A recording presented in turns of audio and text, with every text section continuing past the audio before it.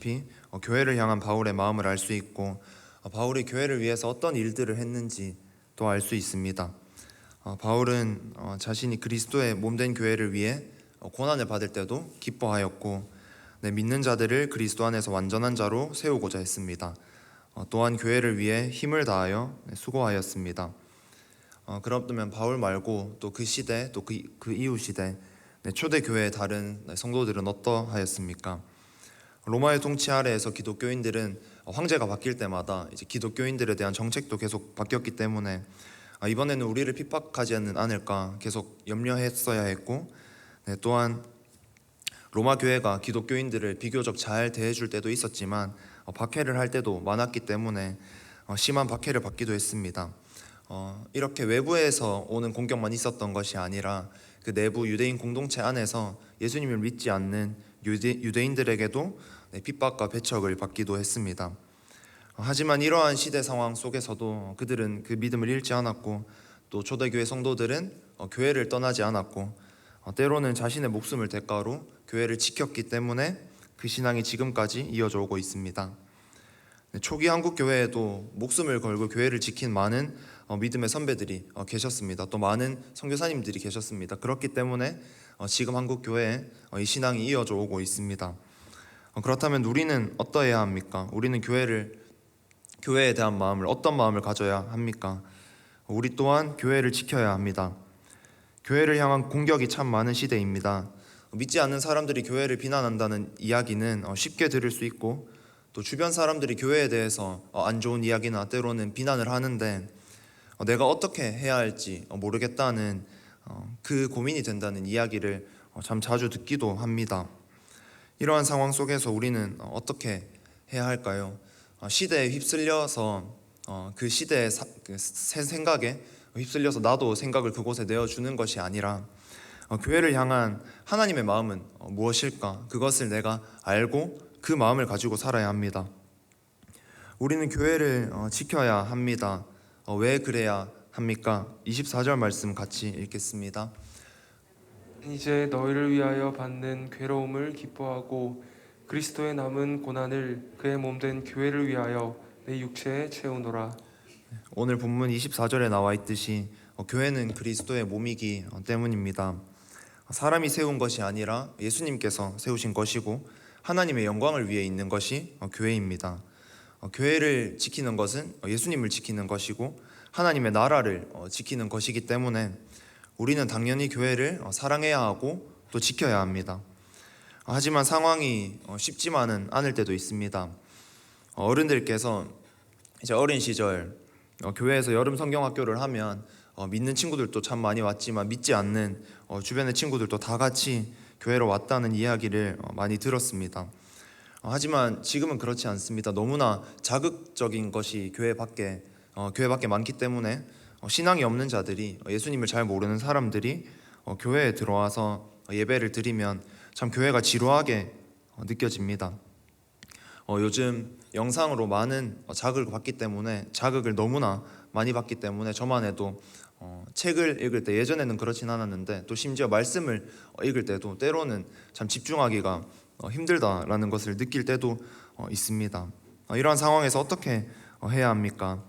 교회를 정말 지켜야 하는 것은 알겠고 교회가 그냥 건물이 아니고 사람들이 어쩌다가 모인 곳이 아니기 때문에 진짜 내가 교회를 지켜야 하는 것을 알겠고 바울이 그랬던 것처럼 또 초대교회 성도들이 그랬던 것처럼 교회를 지켜야 하는데 어떻게 교회를 지켜야 하고 교회를 지키는 것은 무엇이고 또 어떻게 해야 교회가 지켜질 수 있습니까?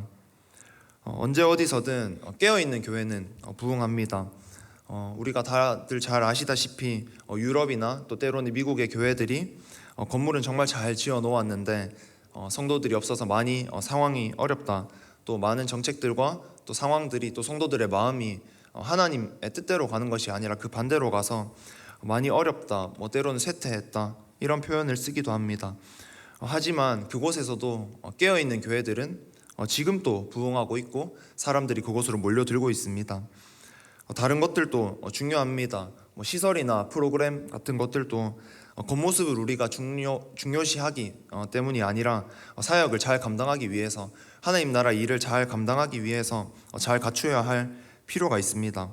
하지만 교회인 우리에게 가장 먼저 중요한 것은 우리 교회가 깨어 있는가, 내가 깨어 있는가 하는 것입니다. 최근 하나님의 은혜로 우리 교회가 참 많이 부흥을 했고 하나님께서 마음을 주셔서 너무나 감사하게도 성전 건축을 결단하게 되었고 모든 성도님들이 한 마음으로 기도로 준비하고 계십니다. 성전 건축에 대한 마음이 이렇게 저렇게 분열되는 것이 아니라 다 같이 한 마음으로 또 모두가 기쁜 마음으로 또 기대하는 마음으로 씨앗 헌금도 하고 중보 기도도 하고 이렇게 성전 건축을 준비하고 있기에 참 정말 감사합니다. 아직 건축은 시작도 안 했고 이제 준비를 시작한 단계일 뿐이기에 좀 이르게 느껴질 수도 있지만 교회를 위해 기도할 때마다 저는 참 성전 건축 뿐만 아니라 당연히 건축을 위해서 많이 기도해야 되겠다 느끼고 기도하지만 그 성전 건축 이후에 대해서도 참 많이 기도하게 되는 것 같습니다.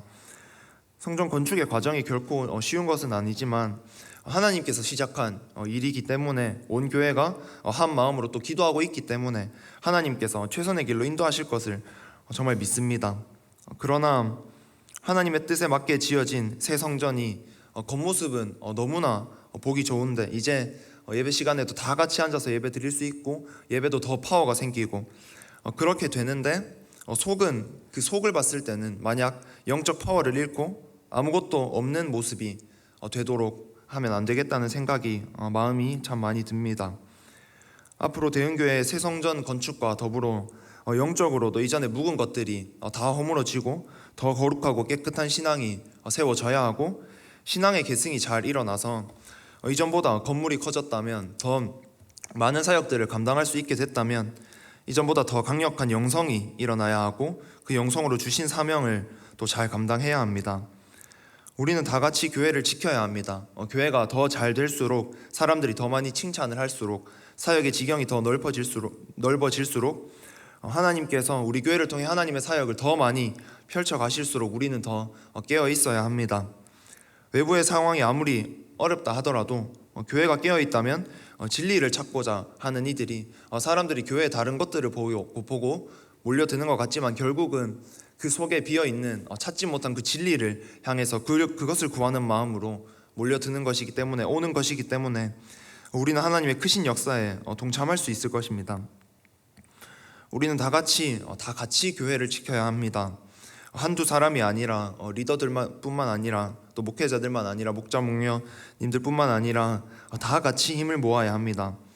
우리가 영적으로 깨어만 있다면 하나님 앞에 잘 준비하고 있다면 건물뿐만이 아니라 속도 잘 채워진다면 대흥교회는 지금보다 더 하나님 나라의 일을 할 것들이 더 많이 쏟아질 것이고 그 일에 참여하는 우리는 모두 하나님 나라의 역사에 참여하는 기쁨을 맛볼 수 있고 하나님의 영광을 볼 수 있을 것입니다. 또한 주님께서 가장 기뻐하시는 일인 잃어버린 영혼들이 우리 교회를 통해서 많이 돌아오는 그 역사를 볼 수 있을 것이고 대흥교회의 기쁨이 가득 넘치게 될 것입니다. 이러한 역사에 함께 참여하시지 않으시겠습니까? 청년 여러분, 세상에 너무나 많은 것들이 여러분을 유혹하고 있음을 압니다. 하나님 앞에서 너무 잘하고 싶은데 하나님께 쓰임 받고 싶고 그 비전을 그 뜨거움이 있었는데 이 마음은 언제나 지금도 있는데 마음대로 잘 되지 않는 마음을 이해합니다. 하지만 그렇다고 절대로 포기하면 안 됩니다. 나 하나쯤은 빠져도 괜찮겠지, 아니면 잠시 좀 즐기다가 돌아오면 괜찮겠지 하는 이런 마음을 가지는 것이 아니라 또 내 삶이 이런데 내가 어떻게 그곳에 쓰임받을 수 있겠어 라는 마음을 품는 것이 아니라 정말 지금 이런 마음들은 다 내려놓고 주님의 손을 잡고 또 지금 옆에 있는 사랑하는 대흥교회 식구들의 손을 잡고 혼자 말고 같이 함께 걸어가기를 결단하시기를 축복합니다. 같이 감격스러운 하나님 나라의 일에 동참하시지 않으시겠습니까? 다른 것들은 다 놓고 오직 주님만 선택하는 새벽 이슬 같은 다음 세대가 되어보시지 않으시겠습니까? 또한 청년 세대들뿐만 아니라 장년 성도님들께서도 대흥교회 사역이 다음 세대 사역에 참 많이 집중되어 있다고 때론 느끼시기도 하실 것입니다. 그렇기 때문에 대흥교회의 영광은 다음 세대들에게만 있다고 생각하고 한 걸음 물러나거나 빠지시는 것이 아니라 성도님들의 그 멋진 신앙을 가지고 교회를 통해 열어주시는 하나님 나라 일에 다 같이 동참하실 수 있기를 소망합니다. 모세는 이집트에서 광야로 나와서 40살이 되었을 때도 그 하나님 나라 일에 동참하는 것을 포기하지 않았기 때문에 훨씬 나이가 더 돼서도 정말 가장 멋진 선지자로 쓰임을 받을 수 있었고, 성경의 많은 인물들 또한 나이에 얽매이지 않고 하나님 나라 일에 동참했을 때 나이가 어찌됐든 하나님께서 쓰실 때 정말 멋진 하나님 나라 역사가 많이 일어나는 것을 보게 됩니다. 우리 교회를 통해 하나님께서 지금보다 더더욱 영광 받으시고, 하나님께서 주신 비전이 지금 좀 더 준비 단계에 있다면 더 마음껏 펼쳐질 때 대형교회 전 연령 모든 성도님들이 동참하실 수 있길 소망합니다. 그 자리에 한 분도 빠지지 않고 함께 계시길 축복합니다. 그러기 위해서 다시 한번 어떻게 해야 합니까? 앞에서 말씀드렸다시피 깨어 있어야 합니다. 우리가 마지막 때라는 말을 참 많이 합니다. 다양한 사회 상황들이나 여러 가지를 볼 때 진짜 마지막 때가 다가오고 있는 것이 아닌가 이런 생각이 참 많이 듭니다. 세상의 헛된 것들에 더 이상 취해 있을 시간이 없습니다. 하나님의 것만 온전히 붙잡아야 합니다. 이 자리에 후에 주님 앞에 서지 않을 사람이 단 한 사람도 없는데, 내 인생의 다른 영역에서 아무리 내가 성공을 하여도 그게 주님 앞에 있을 때, 주님을 섬기며 있을 때 의미가 있는 것이지, 내가 만약 주님의 몸된 교회는 지키지도 못하고 내 삶을 봤을 때, 내 삶을 돌아봤을 때 열매라고는 찾아볼 수도 없는 삶이라면 주님 앞에서 우리의 인생은 한없이 초라하게 느껴질 수밖에 없습니다. 하지만 바울이 또한 초대교회 성도들이 또 많은 믿음의 선배들이 또 지금 대형교회 안에서도 많은 믿음의 선배들이 보여주고 계신 그 삶처럼 우리가 교회를 지키고 교회와 함께 하나님 나라 비전을 품고 그 사역에 뛰어들어 동참한다면 주님 다시 만나는 그날 주님께서는 우리를 환영하시며 따뜻하게 안아주실 것이라 믿습니다. 내 손에 들려있는 다른 것들은 정말 끝까지 포기하지 못하는, 끝까지 놓지 못하는 그것들이 있습니다. 또 놓기를 생각조차 못하는 그런 것들도 있습니다. 그것들을 매번 하나님 앞에 나와왔을 때 다른 것들은 다 내려놓고 오직 하나님만 선택해야 합니다. 더러운 것은 회개하고 다 비워내야 합니다. 참 하나님만 선택하기에도 시간이 부족합니다. 어떻게 하나님만 선택해? 라는 세상의 말들이 내 안에서도 그렇고 끊임없이 밖에서 들려올 것입니다. 또 앞으로는 그런 말들이 더 강하게, 더 많이, 더 자주, 더 많은 사람들에게서 들려올 수 있다고 생각합니다. 하지만 그런 말에 절대로 속으면 안 됩니다.